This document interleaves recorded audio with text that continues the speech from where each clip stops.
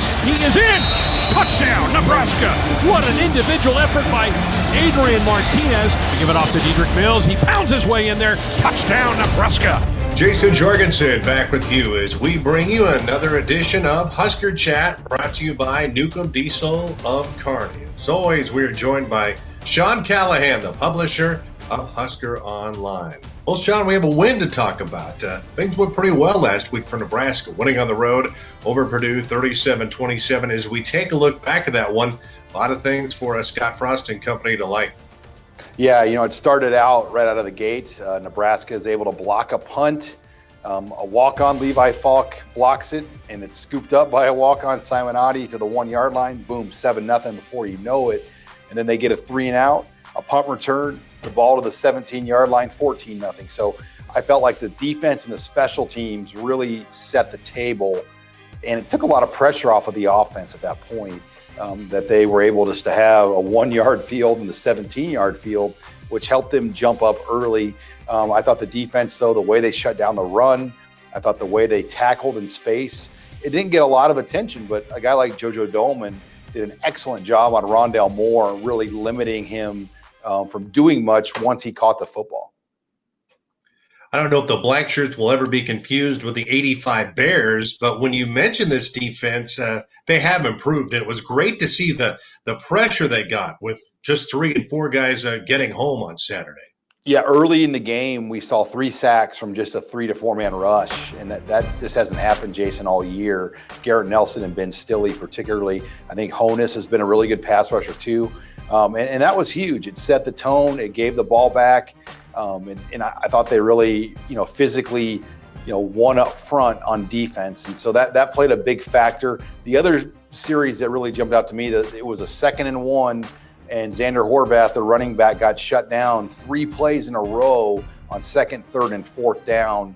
And that was a statement for Nebraska's defense to shut down a running back, a big physical back like Horvath, and not let him get going. I thought the defense really fed off that. Let's talk about the offense a little bit. I've really been impressed with Adrian Martinez in a year in which, and in times in which we see someone, if they're benched, they immediately look to leave. They jump into the transfer portal. But he stayed with us, was a great leader. And the last couple of games, although not great, he's played well enough and functioned pretty well as quarterback of the Huskers. Yeah, he's made the right decisions. We just haven't seen him make a lot of bad throws since Northwestern when he got benched. I think we're learning Northwestern's a very good defense. They're going to force a lot of quarterbacks into bad throws, the way they sit back there and bait you. But I think last week the key, Jason, is he's batting about 80-90% on those short throws. Every time the ball is thrown within 10 yards or less, he's completing those passes at a very high efficiency rate. And I think for this offense to run, those passes are a version of the running game, and it just gets everything else going. And you saw the blocking improve as well on the perimeter.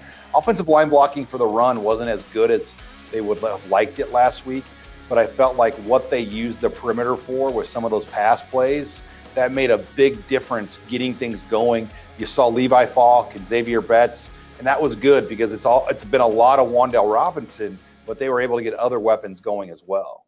How about Wan'Dale? How good was he? Boy, I was impressed with the way he played on Saturday. And after a slow start to this year in which they were struggling to get him the ball, they've really found and figured that out the last couple of weeks. Yeah, you look at the first game or two, he hardly got the ball, and now he is the offense. I mean, he is the primary receiver. He's typically good for 3 to 7 carries a game. They would like to keep it in that 3-ish range, and I think he had 3 on Saturday at Purdue. But, teams know it's coming to him, and he's still getting the ball and making plays. So you got to give Matt Lubick and Scott Frost credit. They are finding ways to get him the ball, and he's so close to breaking plays. He doesn't. I think he has 1 drop pass all year, so he's very consistent when the ball is thrown his way. Today on Husker Chat, we're joined by Sean Callahan, the publisher of HuskerOnline, as we take a look at Nebraska football. All right, we're keeping our fingers crossed for a game on Saturday against Minnesota.